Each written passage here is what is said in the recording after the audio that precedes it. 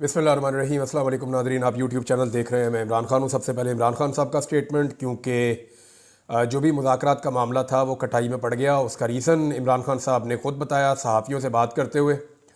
और इमरान खान साहब ने कहा कि अली अमीन गंडापुर और बैरिस्टर गौहर के ज़रिए मुझे ऑफ़र आई कि एहतजाज मुलतवी कर दें तो सब कुछ ठीक हो जाएगा। इमरान खान ने अडियाला जेल में मीडिया से बातचीत करते हुए कहा, उनकी रिहाई की शर्त पूरी नहीं हुई। मैंने खुद समेत अंडर ट्रायल लोगों की रिहाई का मुतालबा किया था। जितने लोग भी अंडर ट्रायल हैं उन सबको रिहा कर दिया जाए ताकि मुज़ाकरात की संजीदगी का मालूम हो सके। इमरान खान ने कहा कि ये ऐसी डिमांड थी जो फौरी तौर पर पूरी हो सकती थी, जो उन्होंने नहीं की। मुज़ाकरात तो चलते रहते हैं, मगर ये पता चल गया कि ये सीरियस नहीं थे, ये सिर्फ एहतजाज मुलतवी करवाना चाहते थे। हमारे चार्टर ऑफ डिमांड में सब गिरफ्तार लोगों की रिहाई शामिल है। इमरान खान का कहना था कि हाई कोर्ट ने कल मेरी ज़मानत मंजूर की, जिसके बाद हुकूमत के पास सुनहरी मौका था कि मुझे रिहा कर देते। हाई कोर्ट ज़मानत मंजूर करती है और यहाँ पहले से तय हो जाता है कि रिहाई नहीं देनी। वाज़े हो गया कि हुकूमत मुझे मसरूफ़ करके मामले को तूल देना चाह रही थी। यानी वो जो हम पहले बात कर रहे थे कि इमरान खान साहब को धोखा दिया जा सकता है मुज़ाकरात के नाम पे कि टाइम गेन किया जाए, और यही काम गुज़िश्ता 2.5 साल से हम देख रहे हैं पाकिस्तान में किया जा रहा है। लगभग 2.25 साल होने वाले हैं। एक ही काम पाकिस्तान में किया गया है कि मामले को तूल दिया जाए, टाइम गेन किया जाए। ऐसा लगता है निज़ाम ये सोच रहा है कि थोड़े दिन बाद हालात ठीक हो जाएंगे, थोड़े दिन बाद हालात ठीक हो जाएंगे। बस ठीक होने ही वाले हैं, अभी बस चीज़ें ठीक हो जाएंगी। तो वो थोड़े थोड़े दिन करके 2.25 साल होने वाले, हालात तो ठीक नहीं हुए। बहरहाल इमरान खान ने कहा कि ये भी वाज़े हो गया कि असल ताकत जिसके पास है उसी ने ये सब कुछ किया, और सब कुछ ये बताने के लिए किया कि वो जो चाहे करें, वो कानून से बालातर है, तो कहीं से भी रिलीफ नहीं मिलेगा। हमारे पास जिंदा कौम की तरह एहतजाज के अलावा कोई और रास्ता नहीं है। तो बैरून मुल्क पाकिस्तानियों का रिकॉर्ड एहतजाज होगा, क्योंकि वो आज़ाद मुल्कों में रहते हैं। हमें हुकूमत की नीयत का पता चल चुका है। एहतजाज भी होगा, मुज़ाकरात भी चलते रहेंगे। मुज़ाकरात होंगे तो बात आगे चलेगी। मुज़ाकरात जिनसे हो रहे हैं नाम नहीं बता सकता, लेकिन जो मुज़ाकरात हो रहे हैं इनमें संजीदगी नहीं है। इमरान खान ने मजीद कहा कि मैं जेल में हूं और मुझ पर केसेस बनाए जा रहे हैं। उसी को बनाना रिपब्लिक कहते हैं। एहतजाज 100% कामयाब होगा। अब वादे हो चुका है कि मुझे 24 नवंबर से पहले रिहा नहीं करेंगे। हम इनकी क्या बात माने? अगर वो बातचीत में संजीदा हैं तो हमारे लोगों को रिहा किया जाए। जेल में रहते हुए मुझ पर 60 केसेस हो चुके हैं। सारे मरकजी केसेस में मेरी जमानत हो चुकी है, मगर इसके बावजूद रिहा नहीं किया जा रहा। इमरान खान साहब ने सारा बताया जी कि अली अमीन गंडापुर और बैरिस्टर गौहर आए थे। वैसे ये दोनों लोग जो हैं वो कंटिन्यूसली एस्टेब्लिशमेंट के साथ राब्ते में है। ये बात मैं आपको पूरी यकीन के साथ कह सकता हूँ। वो इसलिए कि जब तक कि वो काम कर ही नहीं सकता। हमारा सिस्टम इस तरह से बना हुआ है, एस्टेब्लिशमेंट की इतनी गहरी जड़ें पूरे सिस्टम के अंदर कि कोई वजीर आला तो क्या, कोई SHO भी या कोई एक SP या DSP भी जो है वो एस्टेब्लिशमेंट के साथ जुड़े बगैर काम नहीं कर सकता।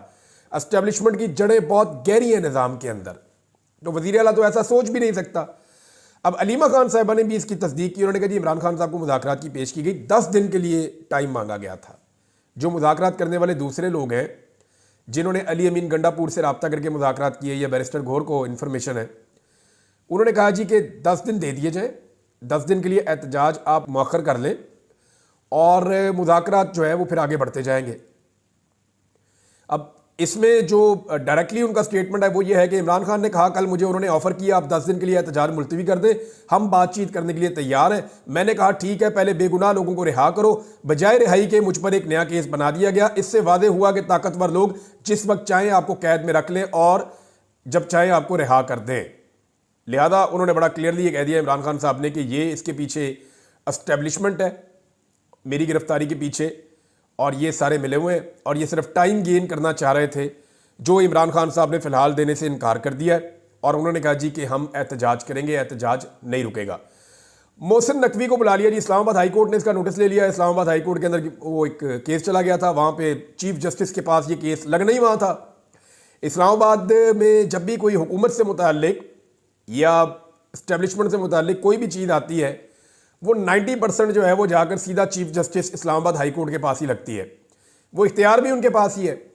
तो वो केस उनके पास जाके लग गया और उन्होंने वहाँ पे तलब कर लिया वज़ीर दाखिला को, और वज़ीर दाखिला का शुक्रिया भी अदा किया कि आप आए।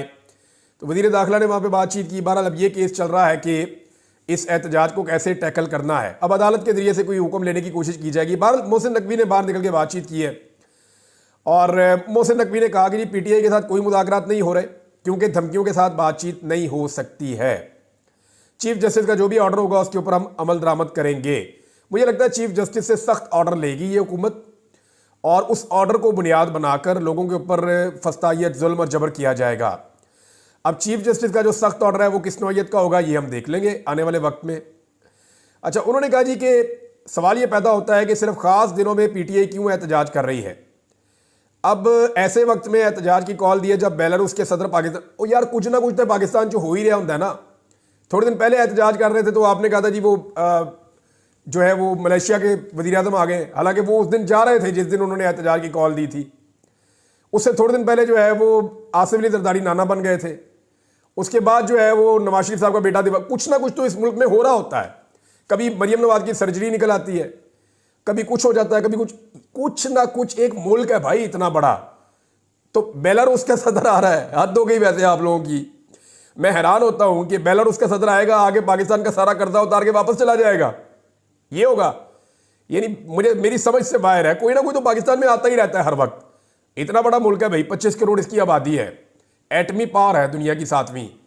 तो यहां पे तो लोग आएंगे और जाएंगे। हमने अपने अंदरूनी मामलात को उठा के हम कहां पे जाके जोड़ देते हैं। मोहसिन नकवी ने एक और इल्ज़ाम लगा दिया कि जी खैबर पख्तूनख्वा से जो लोग आते हैं ना उनमें अफगान शहरी बहुत बड़ी तादाद में होते हैं, ये एक सवालिया निशान है। फिर उन्होंने कहा जी कि एक और चीज़ उन्होंने उठाई, ये जो दहशतगर्दी का वाकया हुआ इस पर मोहसिन नकवी ने कहा जी उधर हम ख्याल करें या इधर ख्याल करें। आज 38 लोग शहीद हो गए हैं करम एजेंसी में, अब हम वहां ध्यान रखें या यहां ध्यान रखें। अब ये बहुत बड़ा दहशतगर्दी का एक वाकया हुआ है और 38 लोग वहां पे बताए गए हैं। अब तक की इतला के मुताबिक जो शहीद हो गए हैं, गाड़ियों के ऊपर अंधाधुंध फायरिंग की गई है, ये पारा चनार से जाती हुई गाड़ियां। इसके ऊपर 2 स्टेटमेंट्स हैं अल्लामा राजा नासिर अब्बास साहब, क्योंकि वो इसके साथ जुड़े हुए हैं तो मैं उनके स्टेटमेंट आपको पढ़ के सुना देता हूँ। खैबर पख्तूनख्वा के ज़िला करम ओचित में दहशतगर्दों ने कानवाय पर फायरिंग की, उसके नतीजे में कमोबेश 38 अफराद की शहादत और कुछ ज़ख्मी भी हुए हैं लोग। ये इंतहाई अफसरदा हूँ मैं। दहशतगर्दी की इस घिनौनी वारदात की जितनी मजम्मत की जाए कम है। हमने बहुत दफ़ा सूबाई और वफाकी हुकूमत को इस बारे में बताया, एहतजाज भी किए, लेकिन किसी के कान पर चूं तक नहीं रेंगी और इस जुल्म को रोकने में सब नाकाम साबित हुए। वज़ीर आला खैबर पख्तूनख्वा भी सूबे में अमन व अमान के क़याम में नाकाम हो चुके हैं। हकीकत तो यह है कि वो ज़िला करम पारा चनार का डिप्टी कमिश्नर और डीपीओ तक हटाने का इख्तियार नहीं रखते। ये बात ठीक है, अली अमीन गंडापुर एक डीपीओ को या एक आरपीओ को या एक डीसी को नहीं हटा सकते। अली अमीन गंडापुर वज़ीर आला ज़रूर है, लेकिन इख्तियारात अली अमीन गंडापुर के पास नहीं है, इख्तियारात कहीं और है। मरियम नवाज़ के पास भी इख्तियारात नहीं है, लेकिन मरियम नवाज़ की तो समझ आती है ना कि मरियम नवाज़ फॉर्म 47 पे आई हुई है, मरियम नवाज़ की जाली हुकूमत है। अगर मरियम नवाज़ की हुकूमत में डीपीओ और डीसी कोई और लगाए, या जिनके पास असली फॉर्म 45 हैं, जिन्होंने उनके बदले में इनको जाली फॉर्म 47 दिए हुए हैं, अगर वो मरियम नवाज़ की हुकूमत के अंदर मुदाखलत करें तो बात समझ आती है कि भाई आप जीते हुए नहीं, आप हारे हुए चुप करके बैठ जाएं। अब अली अमीन गंडापुर कंप्रोमाइज़ हो जाए या वो अपने